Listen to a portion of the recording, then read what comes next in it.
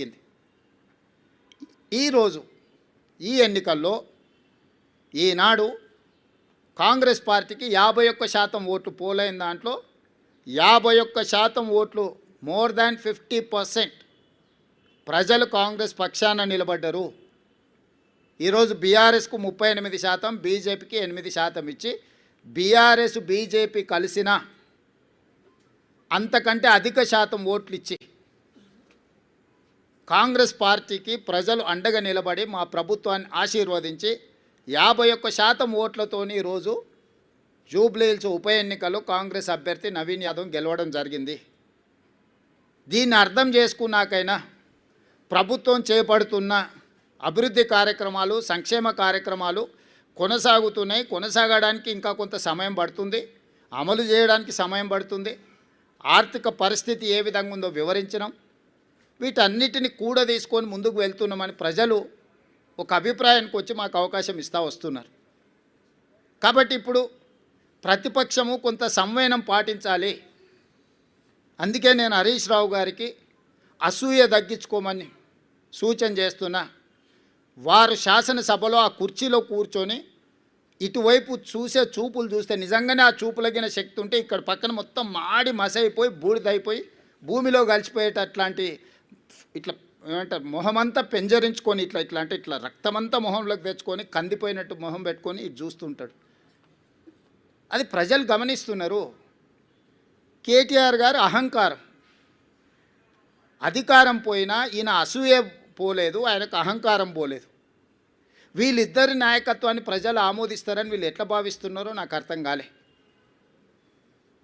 కాబట్టి నా సూచన, ఒక 2 సంవత్సరాలు ఓపిక పట్టండి. ఇంకా 3 ఏళ్ళు ఉంది జనరల్ ఎలక్షన్కి. చివరి సంవత్సరంలో రాజకీయాలు చేద్దాం. 2 సంవత్సరాలు సహకరించండి. ప్రతిపక్షంగా మీరు సూచన చేయండి, సమస్యల్ని లేవనెత్తండి, ప్రభుత్వానికి విజ్ఞప్తి చేయండి, అవసరం అనుకుంటే నిరసన తెలపండి, ధర్నా చేయండి. ప్రజా సమస్యల మీద మాకు అభ్యంతరం లేదు, మేము అనుమతులు ఇస్తున్నాము. చట్టసభలలో చర్చలు చేయండి, ప్రభుత్వాన్ని ప్రశ్నించండి. తప్పుడు ప్రచారము, నువ్వు డబ్బులు ఇచ్చి పెట్టుకున్న సోషల్ మీడియా నువ్వు చెప్పిందే రాస్తాడు. నువ్వు చెప్పిందే రాసి నువ్వే చదివిది నిజం అనుకొని భ్రమలకు లోనై ఫేక్ ప్రతిదీ నవీన్ యాదవ్ ఇట్లా మాట్లాడిండు, లేకపోతే బట్టి విక్రమార్క గారు ఆ విధంగా అన్నాడు. అంటే ఫేక్ న్యూస్ నువ్వే క్రియేట్ చేసి ఆ ఫేక్ న్యూస్ నువ్వే నమ్మి నువ్వే కొద్దిమందికి సర్వేల పేరు మీద నగదిచ్చి మనందరం ఇక్కడనే ఉన్నాము. ప్రతి ఒక్కరికి ఇంకొకరు తెలిసిన వాళ్ళే ఉంటారు. నాకు ప్రత్యక్షంగా తెలియకపోతే అమర్ గారికి తెలుస్తుంది ఆ సర్వే చేసిన ఆయన వెనకాల ఎవరు ఉన్నారు ఏమున్నది అని. వారిని అడిగితే నాకు చెప్పడా, వారిని అడిగి నిన్న మొన్న జరిగిన సర్వేలు అన్నీ కూడా నేను మీట్ ది ప్రెస్ రోజు కూడా మీకు అందరికీ చెప్పిన. సరే, వాళ్ళు ఎన్నికల్లో నెగ్గడానికి ఏదో ఇట్లాంటి ప్రయత్నాలు చేస్తారే, మీ విశ్వసనీయత పోగొట్టుకోకండి, వాటిని ప్రసారం చేసి అని చెప్పి ఛానల్స్ అండ్ పేపర్స్ కూడా నేను రిక్వెస్ట్ చేసిన. ఇప్పుడు నిజాలు తెలిసినాయి కదా, నేను ఆ రోజు కూడా చెప్పిన. నేను ఈరోజు ప్రత్యేకంగా ప్రెస్ మీట్ పెట్టడానికి మీకోసమే మీట్ ది ప్రెస్ రోజు నేను చెప్పిన, బీఆర్ఎస్ ఓడుతుంది, బీజేపీ డిపాజిట్ జప్తు అవుతుందని ఆ రోజు చెప్పిన. మీరు అడిగితే అవునా, ఎగ్జాక్ట్గా అదే జరిగింది కదా. కానీ ఈ లోపల సరే సర్వే వాళ్ళని నేను తప్పు పట్టను, వాళ్ళ జీవనాధారం ఇది వచ్చినప్పుడే వాళ్ళకు ఉపాధి, మళ్ళీ నెక్స్ట్ ఎన్నికలు వచ్చేటప్పటి వరకు వాళ్ళు వాళ్ళ లైఫ్లో వాళ్ళ కంఫర్ట్స్తో ఉండాలంటే ఏదో ఒకటి. కానీ మీ క్రెడిబిలిటీ పోయిన తర్వాత మీ సంస్థనే మిగలదు. పెయిడ్ ఆర్టికల్స్ కోసము, పెయిడ్ న్యూస్ టెలికాస్ట్ కోసము సంస్థలు కూడా వ్యాపార దృక్పథంతో ఇట్లాంటి తప్పుడు ప్రచారాలు చేస్తే ఆ తప్పుడు ప్రచారాలు కొద్ది రోజుల్లో తేటతెల్లమైనప్పుడు వచ్చే సమస్యలను కూడా మీడియా సంస్థలు దృష్టిలో పెట్టుకోవాలి. అంతెందుకు ఈరోజు ఉదయం 3వ రౌండ్లో మాకు 3500 మెజారిటీ వస్తే 3వ రౌండ్లో బీఆర్ఎస్కు 211 ఓట్ల మెజారిటీ వచ్చింది. ఇంకా బీఆర్ఎస్ హవా మొదలైపోయిందని చెప్పి పెద్ద ఛానల్స్ పెద్ద బ్రేకింగ్, నేను టీవీ పగిలిపోతుందేమో అనుకున్నా, ఎర్రగా ఇట్లా ఊగిపోతుంటేదో అయినట్టే ఉందని. తప్పు ఆ సమాచారం అంటే దబాయిస్తున్నారు ఉల్టారే, మాకు తెలుసా మీకు తెలుసా, మా వాడు లోపల నుంచి పంపిస్తుండని. అంటే ఫలితాలు ఒక పక్కన స్పష్టంగా మొదటి విడత, 2వ విడత, 3వ విడత ఎంతో కొంత కాంగ్రెస్కి అనుకూలంగా ఉన్నప్పుడు కూడా ఇంకా బీఆర్ఎస్ను బతికించాలని ఆ ఛానల్స్ యొక్క ఉత్సాహం అయితే నాకు అర్థం కాలేదు. దయచేసి మిగతా రాష్ట్రంలాగా ఛానల్స్ను కనిపించకుండా చేయాలంటే ఒక నిమిషం పని. పక్క రాష్ట్రంలో కొన్ని ఛానల్స్ లేనే లేవు, అంతో ఇంతో ఇక్కడ ఉన్నాయి. మేము మాకు వ్యతిరేకంగా మీరు వేసినా కూడా ఏమనుకుంటా సరే నడుస్తుందని. కానీ వాస్తవాలు ఒక పక్కన ఎన్నికల కమిషన్ ఇస్తున్న ఫలితాలను కాదని టీవీ ఛానల్స్ ఫలితాలను ఇస్తే ఎట్లా? మీరే ఎన్నికల్ని నిర్వహిస్తారు, మీరే ఎన్నికల ఫలితాలు ప్రకటిస్తారు, మీరే అభ్యర్థులను కూడా గెలిపించి సర్టిఫికేట్ ఇస్తారా ఏంది? నిన్నగాక మన కామారెడ్డిలో ఒక అమ్మాయి ఎవరో పోయారట, నా కలెక్టర్ వచ్చింది పోస్టింగ్ అని వాళ్ళ ఇంటి వాళ్ళని బ్లఫ్ చేయడానికి. అట్లా మీరేమైనా అభ్యర్థిని అసెంబ్లీకి పంపిస్తారా ఏంది సర్టిఫికేట్ ఇచ్చి టీవీ ఛానల్స్ వాళ్ళు పేపర్లో? దయచేసి మీ విశ్వసనీయత పోగొట్టుకోకండి. మీకు మా పట్ల వ్యతిరేకత ఉంటే ఇంకో రూపంలో ఏదైనా చూపించండి. మీ యజమానులకు ఏదైనా వ్యాపారాలకు సంబంధించిన అంశాలు ఏమని ఉంటే అది ఇంకో దగ్గర చూసుకోండి. కానీ ఈ ఛానల్స్లలో మరీ ఇంత బరితెగింపు, అడ్డగోలుతనము, ఆ పార్టీల కంటే ముందే ఆ పార్టీ వాళ్ళని వచ్చి క్లెయిమ్ చేయాలి. కనీసం మాకు 3వ రౌండ్లో మెజారిటీ వచ్చింది, ఇక మా హవా జరుగుతుంది, అదే ఏంటి పర్వాలేదు. వాళ్ళ తరఫున మీరే ఒకాలతో పుచ్చుకొని మీరే అడ్డగోలు వేసేసి 3569 ఓట్లు ఎన్నో 3వ రౌండ్లో, ఓన్లీ 1 రౌండ్లో 3000 చిల్లర నాకు మెజారిటీ ఉంటే మీరు 211 ఓట్లు మెజారిటీ ఉంది అని చెప్పి బీఆర్ఎస్కు మెజారిటీ ఉంది, ప్రభంజనం మొదలైందని మీరు ఇట్లాంటి విధానము ఇది తెలంగాణ రాష్ట్రానికి మంచిది కాదు. దయచేసి ఈ ఫలితాలు విశ్లేషణలు మీరందరూ చెయ్యండి.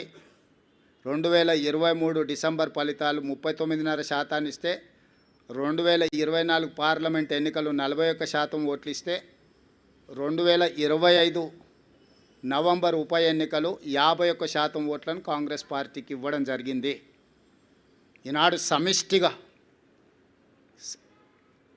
బూత్ స్థాయి కార్యకర్త నుంచి పీసీసీ అధ్యక్షుడు వరకు, వార్డు మెంబర్ నుంచి ముఖ్యమంత్రి వరకు కాంగ్రెస్ పార్టీ శ్రేణులంతా ఒక్క తాటి మీద నిలబడి ఈ జూబ్లీహిల్స్ ఎన్నికల్ని ప్రతిష్టాత్మకంగా తీసుకోవడంతో ఈ ఎన్నికల్లో నెగ్గడం జరిగింది.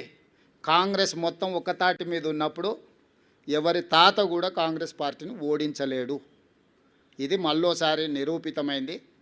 మీ అందరు సహకరించినందుకు, ఓటర్ మహాశయులు ఆశీర్వదించినందుకు, మీడియా మిత్రులకు, ఓటర్ మహాశయులకు సహకరించి మద్దతు ఇచ్చిన ఎంఐఎం పార్టీకి, ముఖ్యంగా సిపిఐ, సిపిఎం, కోదండరాం సార్, ఇతర సంఘాలు, రాజకీయ పార్టీలు అన్నీ మాకు సహకరించినందుకు వాళ్ళందరికీ మనస్ఫూర్తిగా कृतज्ञतल తెలియజేస్తున్నాం.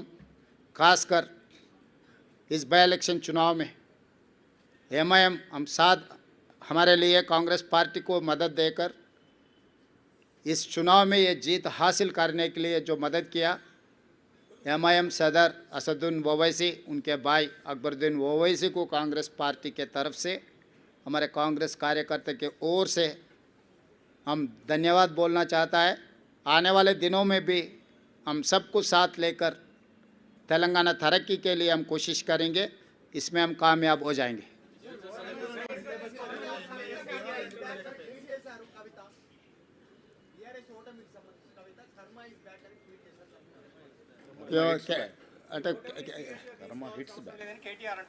అది కేటీఆర్ని అడిగితే కరెక్ట్గా సమాధానం చెప్తారు.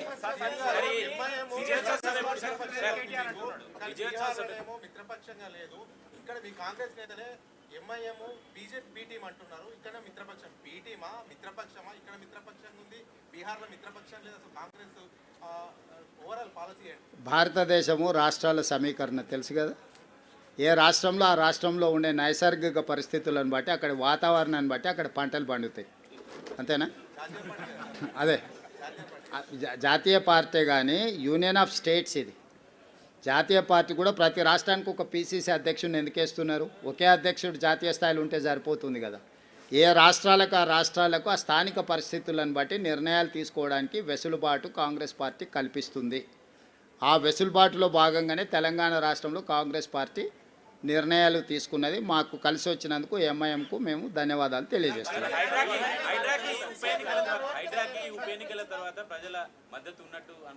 చారి గారు ఒక్కదాని కాదు, మొత్తం కాంగ్రెస్ ప్రభుత్వానికే ప్రజలు మద్దతుగా నిలబడ్డారు. మా పరిపాలనలో తీసుకునే నిర్ణయాలన్నిటిని కూడా మేము ప్రజలకు అనుకూలంగా సమీక్షించుకొని ముందుకు వెళ్ళడం జరుగుతుంది. అమర్ గారు, అమర్, ఇంకా నేను ఆ రిజల్ట్స్ మీద పూర్తిగా సమీక్ష చేయలేదు. జాతీయ స్థాయి రాజకీయాల మీద ఇంకా దృష్టి పెట్టలేదు. ఇప్పటివరకు తెలంగాణ ఉప ఎన్నికల మీదనే ఉన్నాను. వాటిని విశ్లేషించిన తర్వాత తప్పకుండా నేను స్పందిస్తాను.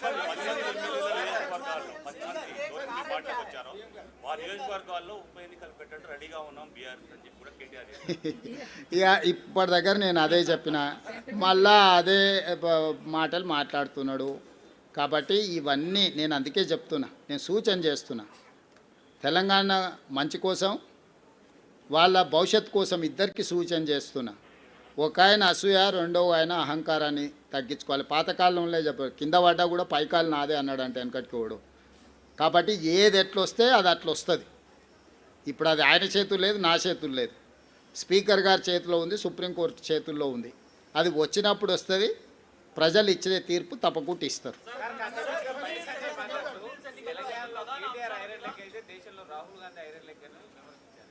అదే